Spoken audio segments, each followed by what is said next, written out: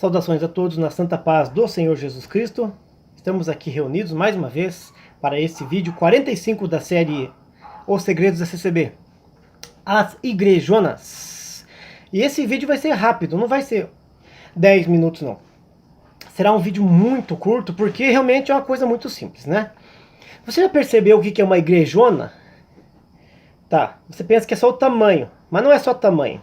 Estou me referindo às igrejas enormes que a congregação cristã tem feito, com aquele acabamento de primeira, né? Você viu que não é só o tamanho, também o acabamento sempre é de primeira. Ladrilhos, pedras, grafiatos, janelas em alumínio, madeira nobre, forro da igreja nas melhores madeiras, banheiros com granitos e mármores. Só falta colocar torneira de ouro e de prata, só falta isso, como acontece nas igrejas dos Mormons, no templo dos Mormons, né? Eu vi no templo dos Mormons em Curitiba torneira de ouro. Não está muito longe. Por que é que a congregação cristã ela fabrica esses templos desse tamanho, dessa qualidade, sendo que ela diz que ela é uma obra simples, que são os humildes e simples de coração? Por que é que a congregação cristã no Brasil, que sempre pregou contra a teologia da prosperidade e que falou que nós temos que ser como servos inúteis diante de Deus e que o Senhor Jesus Cristo nasceu numa manjedoura, ela capricha tanto nesses templos, dizendo que Deus não habita nos templos feitos por mão de homens, mas habita no coração daquele que crê? Por quê? Por que essas perguntas? Por quê? Quem nasceu primeiro, o ovo ou a galinha? Então vamos explicar. Por que é que a congregação tem feito essas igrejonas? Bem, rapidamente. O histórico, rapidamente. A congregação ela já atingiu um número alto de casas de oração, desde enormes palácios até casinhas no fundo do brejo de madeira, algumas de bambu e assim por diante. Então a denominação chegou numa zona de conforto. Ela tem lá, sei lá, 20 mil casas de oração. Ela diz que tem, eu acredito até que tenha. Então ela vai retirando a coleta daqui, de construção daqui, dali, e vai colhendo.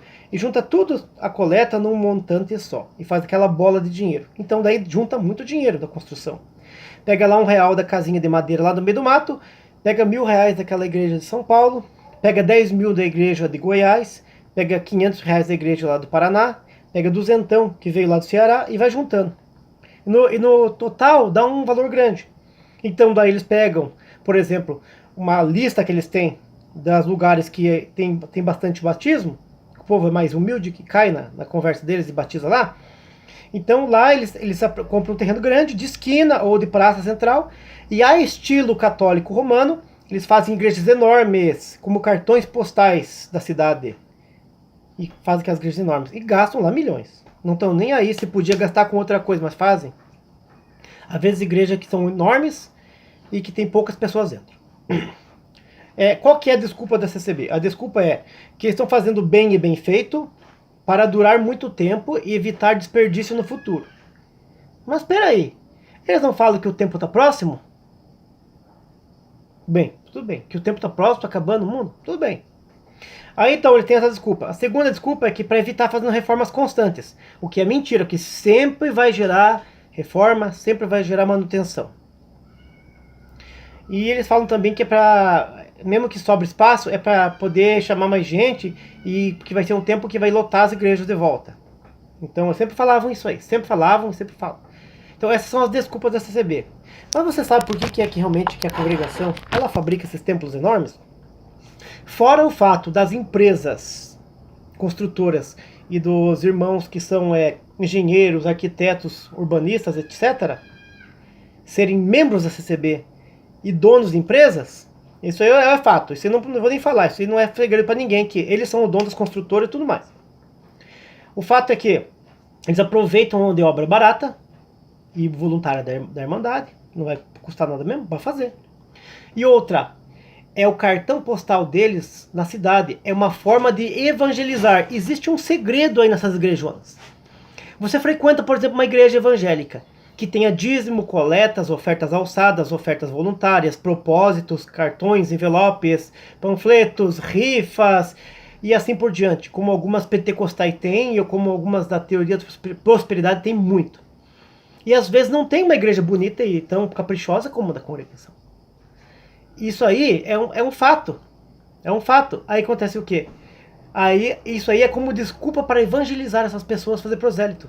O camarada vem de uma igreja evangélica que tem todo esse sistema de coleta aí, e vários tipos de coleta, e junta muito dinheiro, e não tem uma igreja bonita adequada, então a congregação faz uma igreja bonita, adequada, perfeita, né, perfeita, tal, com ordem e essência. A pessoa chega, ela se assusta, nossa, mas... Nossa, olha só como é que tá essa igreja, o banheiro tem mármore. Nossa vida, como é que faz uma igreja dessa se não tem dízimo? Como é que faz uma igreja dessa se não fazem arrecadação, não fazem rifa, não fazem festa? Não faz festa. Porque eu, como católico que era, caí nessa. Primeira coisa que eu acreditei, nossa, como é que fizeram uma igreja desse tamanho aqui? Né? Se não, a minha igreja católica lá, fizeram festa durante 20 anos, fizeram uma casebre de madeira. E aqui não fazem festa, não fazem nada e fazem um templo desse. Nossa, é Deus que está aqui, hein? A pessoa pensa que Deus que está ali, só ali. A pessoa pensa que ali é tudo perfeito, que ali não há corrupção, que ali não há salário para os mais altos cargos. A pessoa começa a achar que ali é a obra verdadeira, porque há uma diferença muito grande entre a construção dela e a construção de outras igrejas que têm muita arrecadação. A pessoa ainda vai escutar do evangelista dela, a pessoa que está levando ela, Deus colhe onde não planta, e que Deus multiplica, tira de onde não tem, e assim por diante. E a pessoa vai botando a cabeça aquilo lá. Então é uma lavagem cerebral através de uma construção. É uma construção que ela fala por si mesmo. É uma forma de você evangelizar sem enunciar evangelho. É convencer a pessoa por imagens, por fotos. A pessoa vê aquela igreja enorme e vê a igrejinha que ele congrega. E ele compara. Pera aí, mas como é que é a minha, que tem tudo, tantas coisas, e não vai para frente? E essa vai para frente. Então Deus está aí. Deus está nessa obra. Então, esse é o segredo das igrejonas. Não é só o tamanho dela. Porque existe aquela pregação de que o importante não é quantidade, mas é qualidade. Então ali tem quantidade e qualidade. E isso gera na pessoa, na mente dela, a ideia de que ali é perfeito, justo e ali que é o caminho verdadeiro. E a pessoa vai. Ela cai nisso. Infelizmente ela cai nisso. Como eu caí, muitos caem. Muitos caem. Então o segredo das igrejonas está dividido em 3 partes. Primeiro, manter as construtoras e o bom salário e a boa vida daqueles que são os donos das empresas construtoras, arquitetos, engenheiros, que fazem parte do sistema. 2, gerar bastante manutenção, porque isso gera muita manutenção, e daí vai coleta para isso. E 3, que é o mais importante deles, o mais importante deles, que ninguém sabe, que é a propaganda automática da igreja. Quando você vai numa cidadezinha pequena que tem poucos prédios, essas coisas, você vai lá, o cartão postal da cidade às vezes é uma congregação. Antigamente as católicas faziam isso, ficavam na praça, aquelas igrejas enormes, com torre, com sino, com tudo, lá perto da prefeitura. Nem a prefeitura da cidade tinha um prédio tão bonito como as igrejas católicas. Então realmente eles querem ser pomposos e tudo mais para fazer a sua propaganda particular e própria. Isso sem rádio, televisão, sem panfleto. O prédio fala por si mesmo, tá bom? Deus abençoe vocês. Até o próximo vídeo, se Deus permitir. No nome do Senhor Jesus Cristo, com os segredos da CCB. Se você pensa igual a mim, se você já viu alguma coisa assim, sabe alguma coisa assim, comenta aí. Tem liberdade total. Deus abençoe a todos, no nome do Senhor Jesus Cristo.